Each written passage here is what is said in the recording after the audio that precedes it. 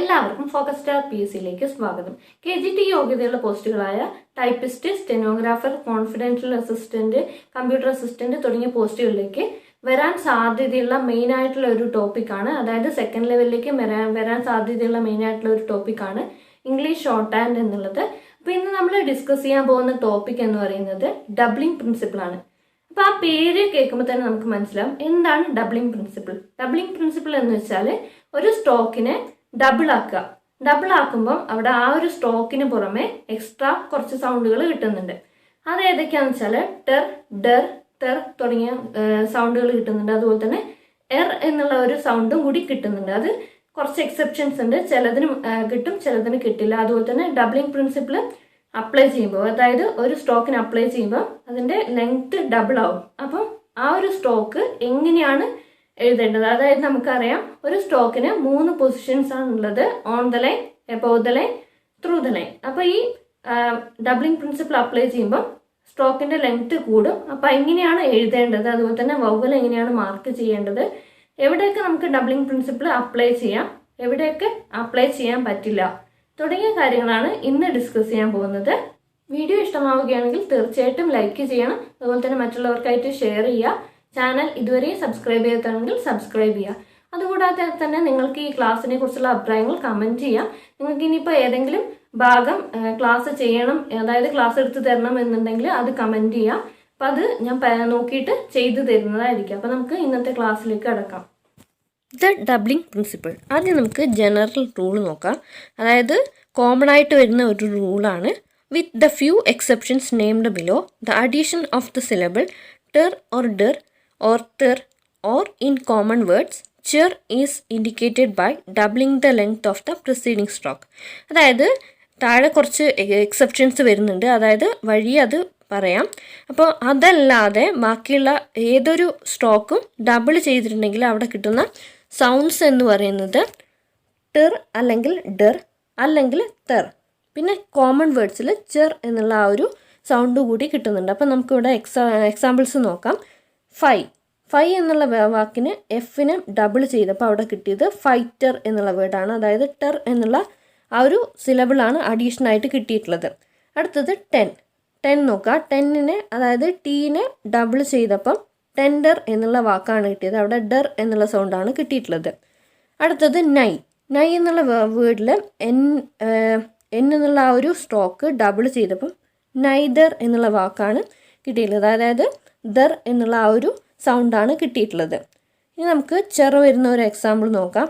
ഇവിടെ നോക്കുക, പിക്ക് എന്നുള്ള വേർഡിനെ കെ ഡബിൾ ചെയ്തപ്പോൾ അവിടെ പിക്ചർ എന്നുള്ള വേർഡാണ് കിട്ടിയിട്ടുള്ളത്. അതായത് ചെർ. ഇവിടെ ഫ്യൂച്ചർ നോക്കുക. ഇനി നമുക്ക് അടുത്ത റൂൾ നോക്കാം. ഡബ്ലിംഗ് പ്രിൻസിപ്പിൾസിൽ വരുന്ന കുറച്ച് എക്സെപ്ഷൻസ് ആണ് ഇനി നോക്കാൻ പോകുന്നത്. Doubling of straight strokes. The doubling principle must not be applied to a straight stroke unless it follows a circle or stroke consonant or has a final hook or an attached final diphthong. അതായത് ഒരു straight സ്ട്രോക്കിനെ നമുക്ക് double ചെയ്യണമെങ്കിൽ അവിടെ കുറച്ച് കാര്യങ്ങൾ satisfy ചെയ്യണം. അതായത് ആ ഒരു സ്ട്രോക്ക് ഒരു സർക്കിളോ അല്ലെങ്കിൽ സ്ട്രോക്ക് കൺസണൻറ്റോ അല്ലെങ്കിൽ ഫൈനൽ ഹുക്കോ അല്ലെങ്കിൽ അറ്റാച്ച്ഡ് ഫൈനൽ ഡിഫ്തോങ്ങോ ഏതെങ്കിലും ഉണ്ടായിരിക്കണം. എന്നാൽ മാത്രമേ നമുക്ക് ആ ഒരു സ്ട്രോക്കിനെ ഡബിൾ ചെയ്യാൻ വേണ്ടിയിട്ട് പറ്റുള്ളൂ. ഇവിടെ ഒരു ഉദാഹരണം നോക്കാം. സ്കാറ്റർ. ഇവിടെ എസ് എന്നുള്ള സർക്കിൾ ഉണ്ട്, അതുകൊണ്ട് തന്നെ അവിടെ ഡബിൾ ചെയ്യാൻ പറ്റി. അതേസമയം ക്യാറ്റർ എന്നുള്ള വേർഡ് നോക്കാം. അവിടെ ആ ഒരു സ്ട്രോക്ക് കെ എന്നുള്ള ആ ഒരു സ്ട്രോക്ക് മാത്രമേ ഉള്ളൂ. അവിടെ ഒരു ഹുക്കോ അല്ലെങ്കിൽ സർക്കിളോ അല്ലെങ്കിൽ ഫൈനൽ ഹുക്ക് അല്ലെങ്കിൽ ഫൈനലായിട്ട് അറ്റാച്ച് ചെയ്തിട്ടുള്ള ഒരു ഡിഫ്തോങ്ങോ ഇല്ല. അതുകൊണ്ട് തന്നെ അവിടെ ഫുള്ളായിട്ട് സ്ട്രോക്ക് എഴുതേണ്ടി വന്നു. അതുപോലെ തന്നെ ക്യാപ്റ്റർ എന്ന് പറയുമ്പോൾ അവിടെ കെ കഴിഞ്ഞ് പി എന്നുള്ള ആ ഒരു സ്ട്രോക്ക് വന്നിട്ടുണ്ട്. അതുകൊണ്ട് തന്നെ അവിടെ ഡബിൾ ചെയ്യാൻ പറ്റും. അതേസമയം പോട്ടർ എന്നുള്ള വേർഡ് നോക്കുക. പോട്ടറിൽ അവിടെ പി കഴിഞ്ഞിട്ട് ഒരു ഹുക്കോ അല്ലെങ്കിൽ സ്ട്രോക്കോ കൺസണൻറ്റോ ഒന്നും തന്നെ വന്നിട്ടില്ല. അതുകൊണ്ട് തന്നെ അത് ഫുള്ളായിട്ട് എഴുതേണ്ടി വന്നിട്ടുണ്ട്. അതുപോലെ തന്നെയാണ് ബാക്കിയുള്ള എക്സാമ്പിൾസും വരുന്നത്. അടുത്ത റൂള് സ്ട്രോക്സ് ഇംബ് ആൻഡ് ഇങ്.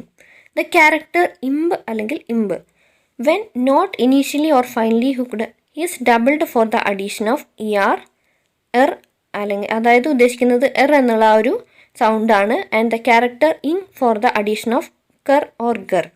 അതായത് ഈ ഇമ്പ് അതുപോലെ തന്നെ ഇങ് എന്നിവ ഫൈനലിയോ അല്ലെങ്കിൽ ഇനീഷ്യലിയോ ഹുക്ക് ചെയ്യാത്ത സമയത്ത് ഡബിൾ ചെയ്യും. അതായത് ഇമ്പിനെ ഡബിൾ ചെയ്ത് കിട്ടുന്നുണ്ടെങ്കിൽ അവിടെ കിട്ടുന്ന സൗണ്ട് ER എന്നുള്ളതും എന്നുള്ളതും, അതുപോലെ തന്നെ ഇങ്ങനെ ഡബിൾ ചെയ്തിട്ടുണ്ടെങ്കിൽ കർ അല്ലെങ്കിൽ ഗർ എന്നുള്ള ആ ഒരു സൗണ്ടിന് വേണ്ടിയിട്ടാണ്.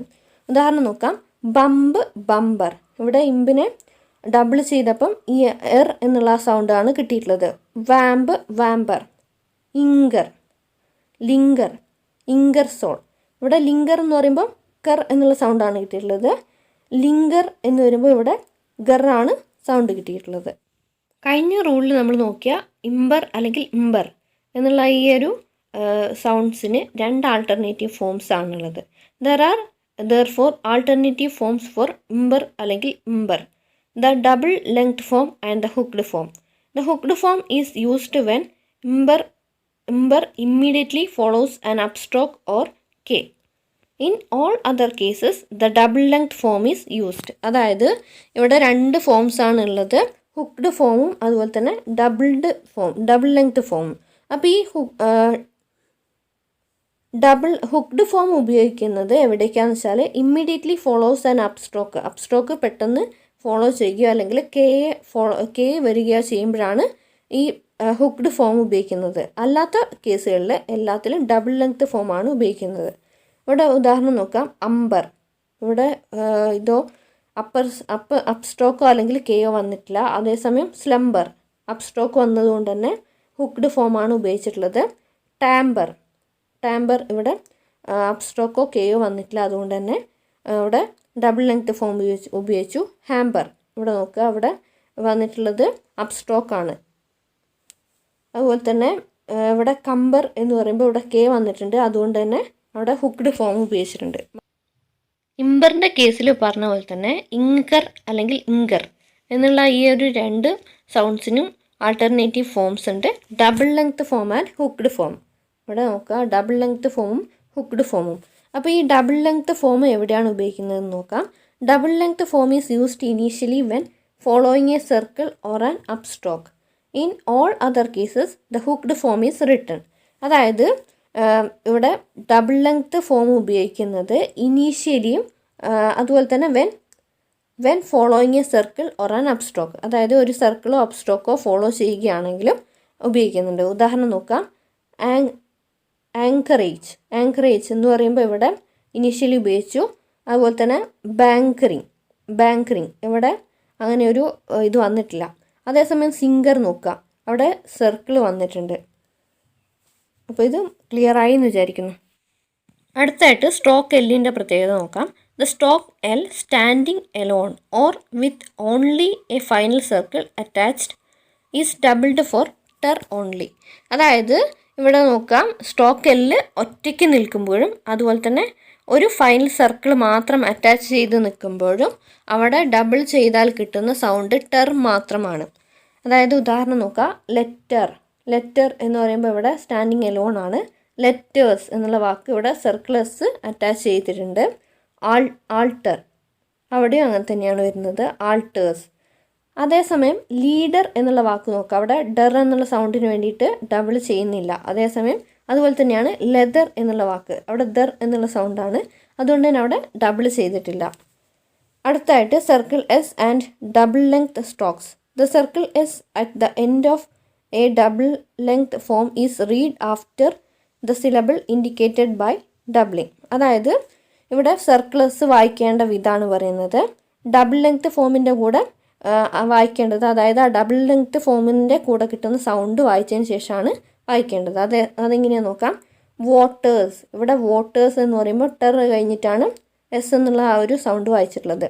Renders, rafters, rectors, pictures. Past tense എങ്ങനെയാണ് എഴുതുന്നത് നോക്കാം. When the present tense of a verb of more than one syllable is written with either a double length character or a hooked form, the past tense is written with the halving principle. അതായത് ഇവിടെ present tense, ഒരു വേർഡിൻ്റെ present tense more than one സിലബിളുള്ള ഒരു വേർഡായിരിക്കും. അപ്പോൾ അത് എഴുതുന്നത് ഒന്നില്ലെങ്കിൽ ഡബിൾ ലെങ്ത് ക്യാരക്ടർ അല്ലെങ്കിൽ ഹുക്ക്ഡ് ഫോം ഉപയോഗിച്ചിട്ടാണ്. പക്ഷേ പാസ്റ്റ് ടെൻസ് എഴുതുമ്പോൾ അവിടെ ഉപയോഗിക്കുന്ന പ്രിൻസിപ്പിൾ ഹാൽവിങ് പ്രിൻസിപ്പിളാണ്. ഹാൽവിങ് പ്രിൻസിപ്പിൾ എന്ന് പറഞ്ഞാൽ ഒരു സ്റ്റോക്കിനെ പകുതിയാക്കുന്ന ആ ഒരു റൂളിനെയാണ് ഹാൽവിങ് പ്രിൻസിപ്പിൾ എന്ന് പറയുന്നത്. ഇപ്പോൾ ഇവിടെ ഉദാഹരണം നോക്കുക. പോണ്ടർ എന്നുള്ള വേർഡ് ഡബിൾ ലെങ്ത്, അതായത് ഡബിളിങ് പ്രിൻസിപ്പിൾ വെച്ചിട്ടാണ് എഴുതിയിട്ടുള്ളത്. അതേസമയം പോണ്ടേഡ് എന്ന് പറയുമ്പോൾ അവിടെ ഹാൽവിങ് പ്രിൻസിപ്പിളാണ് ഉപയോഗിച്ചിട്ടുള്ളത്. ക്യാൻഡേഡ്, വിൻറ്റേഡ്. അതുപോലെ തന്നെ മാറ്റേഡ്, ഇവിടെ ആ ഒരു ഇത് ഹാൽവിങ് പ്രിൻസിപ്പിളാണ് ഉപയോഗിച്ചിട്ടുള്ളത്. അതേസമയം നോക്കുക, ഇവിടെ കോങ്കർ എന്ന് പറയുമ്പോൾ ഇവിടെ ഇതാണ് ഹുക്ക്ഡ് ഫോമാണ് ഉപയോഗിച്ചിട്ടുള്ളത്. കോങ്കേർഡ് എന്നുള്ള വേർഡ് നോക്കുക, അത് ഹാൽവിങ് പ്രിൻസിപ്പിളാണ് വെച്ചിട്ടാണ് എഴുതിയിട്ടുള്ളത്. അപ്പോൾ ഇത്രയും നേരം നമ്മൾ നോക്കിയത് ഡബിളിംഗ് പ്രിൻസിപ്പിൾ എവിടെയൊക്കെ ഉപയോഗിക്കാം എന്നാണ്. ഇനി നോക്കാൻ പോകുന്നത് ഡബിളിംഗ് പ്രിൻസിപ്പിൾ എവിടെയൊക്കെ ഉപയോഗിക്കാൻ പറ്റില്ല എന്നുള്ളതാണ്. അപ്പോൾ ആദ്യത്തെ റൂൾ നോക്കാം. The doubling principle is not employed when a vowel follows final ter or der etcetera because a final vowel requires a final stroke for the vowel sign.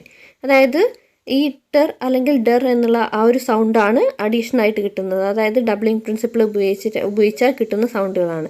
അപ്പോൾ ഇതിന് ശേഷം ഒരു ഫൈനൽ വവ്വൽ വരികയാണെങ്കിൽ അവിടെ നമുക്ക് ഈ ഒരു പ്രിൻസിപ്പിൾ ഉപയോഗിക്കാൻ പറ്റില്ല. അവിടെ സ്റ്റോക്ക് തന്നെ ഉപയോഗിച്ച് എഴുതണം. അതായത് final vowel requires a final stroke for the vowel sign. ഉദാഹരണം നോക്കാം. ഇവിടെ ഫ്ലാറ്റർ എന്നുള്ളത് ഡബിളിംഗ് പ്രിൻസിപ്പിൾ ഉപയോഗിച്ചു. അതേസമയം ഫ്ലാറ്ററി ഈ എന്നുള്ള ആ ഒരു വവൽ വന്നിട്ടുണ്ട്. അതുകൊണ്ട് തന്നെ അവിടെ സ്റ്റോക്ക് ഉപയോഗിച്ചിട്ടാണ് എഴുതിയിട്ടുള്ളത്. വിൻട്രി അവിടെയും ഈ എന്നുള്ള ആ ഒരു വവൽ ഫൈനൽ വവൽ വന്നിട്ടുള്ളത് കൊണ്ട് തന്നെ അവിടെ ഡബിളിംഗ് പ്രിൻസിപ്പിൾ ഉപയോഗിക്കാൻ പറ്റില്ല. അതുപോലെ തന്നെ അടുത്ത റൂളാണ് in words like panther, Arthur where the ther is lightly sound. അതായത് ഈ തെർ എന്നുള്ള സൗണ്ട് ലൈറ്റ് സൗണ്ട് ആയതുകൊണ്ട് തന്നെ അവിടെ ഡബിളിംഗ് പ്രിൻസിപ്പിൾ ഉപയോഗിക്കാൻ പറ്റില്ല എന്നാണ് പറയുന്നത്. പാന്തർ എന്ന് എഴുതിയിട്ടുള്ളത് അവിടെ ഹുക്ക്ഡ് ഫോം ഉപയോഗിച്ചിട്ടാണ് എഴുതിയിട്ടുള്ളത്. അതുപോലെ തന്നെ ആർദർ എന്നുള്ള വേർഡും ഹുക്ക്ഡ് ഫോമായിട്ടാണ് ഉപയോഗിച്ചിട്ടുള്ളത്. ഇത് രണ്ട് വേർഡ്സും ഒന്ന് നോട്ട് ചെയ്ത് വെക്കുക. പാന്തർ, ആർദർ, ഇതിന് രണ്ടിലും ഇത് ഡബിളിംഗ് പ്രിൻസിപ്പിൾ ഉപയോഗിക്കാൻ പറ്റില്ല എന്നുള്ള കാര്യം കൂടി ഓർത്ത് വെക്കുക.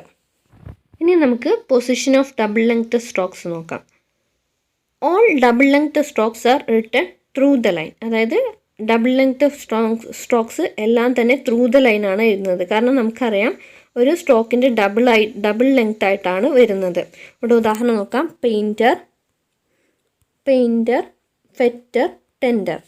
Double length horizontals are written either above the line or on the line according to the first vowel heard in the word. അതായത് ഹൊറിസോണ്ടൽസ് ആയിട്ടുള്ള ഡബിൾ ലെങ്ത് ഫോംസ് എഴുതുന്നത് എബവ് ദ ലൈനോ അല്ലെങ്കിൽ ഓൺ ദ ലൈനോ ആണ്.